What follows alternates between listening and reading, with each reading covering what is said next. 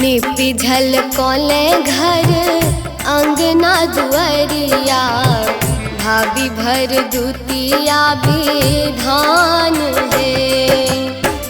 निपी झलकोले घर अंगना दुआरिया, भाभी भर दुतिया विधान है। अरिपन दो पीढ़ी झोरी कर रखलिए, भैया के नुतब दया पान है।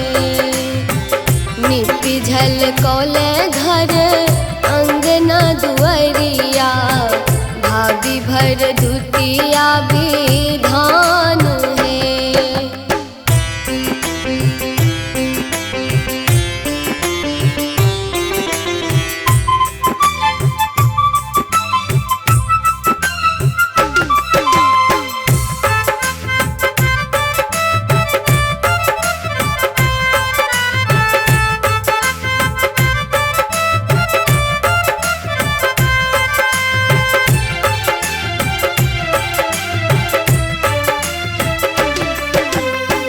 यमुना नुतल यम हम नोती भैया, चाहे नाही सोना चानी चाहे न रुपैया।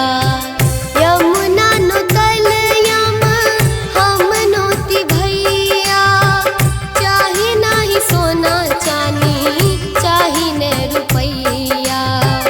या धर यामुन जल जीव बर मांग का, फाफर फूलब मखान है।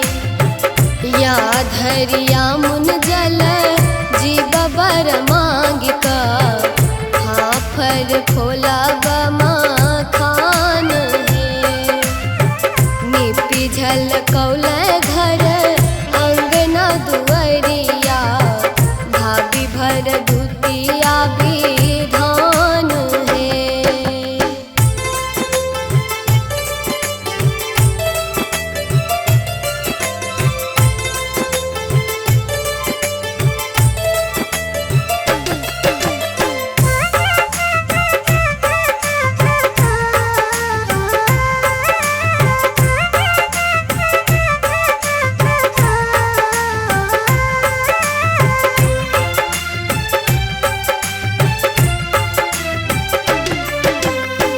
मन का मना ही रही गेल सब बतिया, केहन कठोर भेले भैया केर छतिया। मन का मना ही रही गेल सब बतिया, केहन कठोर भेले भैया केर छतिया। दोष न हुनक बिनु मायक नैहरबा, भौजियो कही दया पाखान है। दोष न हुनक बिनु मायक नैहरबा, भौजियो कही दया पाखान है।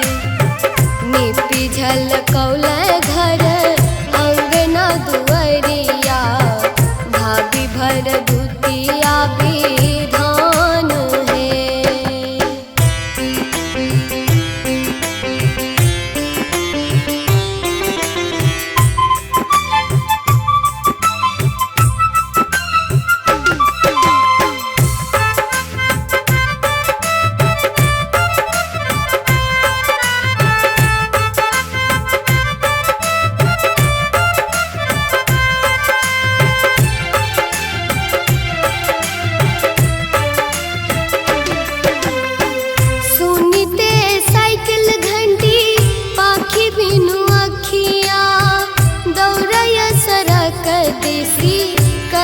बेर सखिया सुनीते साइकिल घंटी आँखी बिनु अखिया दौड़य सड़क देसी कत बेर सखिया सूरज डूबैत भैया केर ताकी बटिया बही गेल कमला बलान हे सूरज डूबैत घटिया बही गेल कमला बलान हे निपी झलकौल घर अंगना दुअरिया भाभी भर दुतिया विधान हे।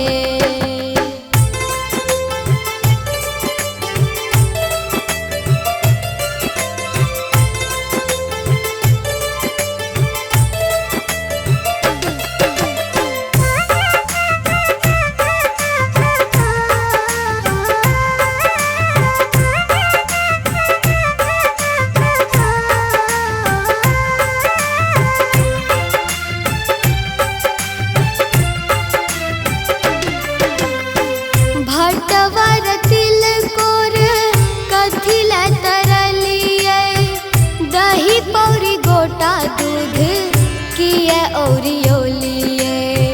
भटवर तिलकोर कथिला तरलिए दही पौरी गोटा दूध किए औरियोलिए।